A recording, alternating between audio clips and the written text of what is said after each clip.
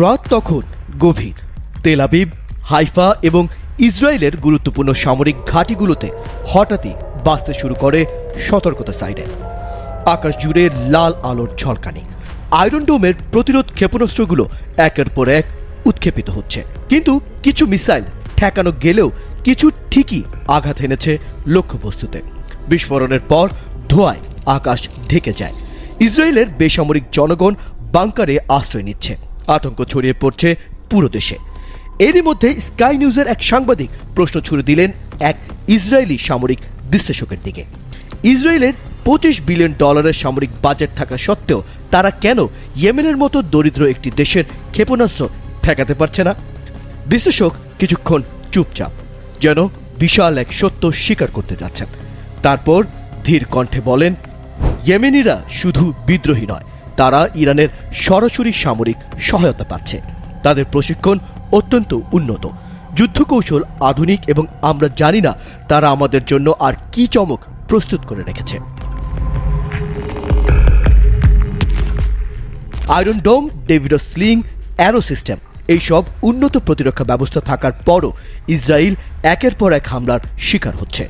Iron ডোম স্বল্প পাল্লার ক্ষেপণাস্ত্র ঠেকাতে সক্ষম হলেও হুতিদের ক্রুজ মিসাইল, ব্যালিস্টিক মিসাইল এবং ড্রোন প্রযুক্তি এর বিরুদ্ধে যথেষ্ট কার্যকর নয়।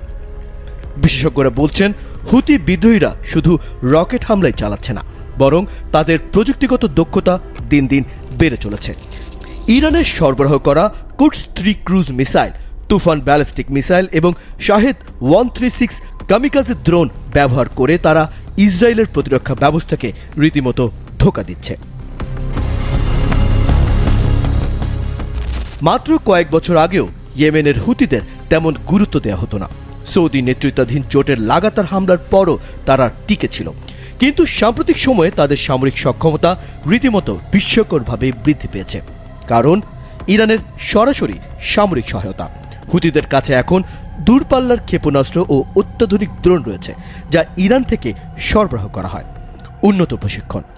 মধ্যপ্রাচ্যের বিভিন্ন গোষ্ঠীর সাথে মিলে তারা গেরিলা যুদ্ধ ও সাইবার যুদ্ধের কৌশল আয়ত্ত করেছে। ড্রোন ও এআই ভিত্তিক হামলা। হুতিরা এখন এমন স্বয়ংক্রিয় ড্রোন ব্যবহার করছে যা ইসরায়েলের প্রতিরক্ষা চূর্ণ করতে সক্ষম। ইসরায়েল এতদিন ধরে ধারণা করেছিল হুতিরা তাদের জন্য সরাসরি কোনো হুমকি নয়, কিন্তু এখন পরিস্থিতি বদলেছে। বিশেষজ্ঞরা বলছেন, হুতিদের পরবর্তী লক্ষ্য হতে পারে ইসরায়েলের গুরুত্বপূর্ণ সামরিক ও কৌশলগত স্থাপনাগুলো, যেমন তেল রিফাইনারি, পারমাণবিক স্থাপনা এবং বিমান ঘাঁটি। এছাড়া হুতিদের মিসাইল যদি ইসরায়েলের বাণিজ্যিক জাহাজ ও সমুদ্রপথ লক্ষ্য করে চালানো হয়, তবে দেশটির অর্থনীতিও হুমকির মুখে পড়তে পারে। এই পরিস্থিতিতে ইসরায়েল কি করতে পারে? সম্ভাব্য কিছু পদক্ষেপ হতে পারে। ইসরায়েল ভবিষ্যতে ইয়েমেনে আরও বেশি বিমান হামলা চালাতে পারে, যদিও তা বড় ধরনের সংঘাতের জন্ম দিতে পারে। মার্কিন হস্তক্ষেপ। ইসরায়েল যুক্তরাষ্ট্র ও পশ্চিমা বিশ্বকে আরও সক্রিয়ভাবে সামরিক সহযোগিতা চাওয়ার জন্য চাপ দিতে পারে। প্রতিরক্ষা প্রযুক্তির উন্নয়ন। আয়রন ডোম এবং অন্যান্য প্রতিরক্ষা ব্যবস্থাকে আরও উন্নত করার জন্য ইসরায়েল নতুন প্রযুক্তিতে বিনিয়োগ করতে পারে।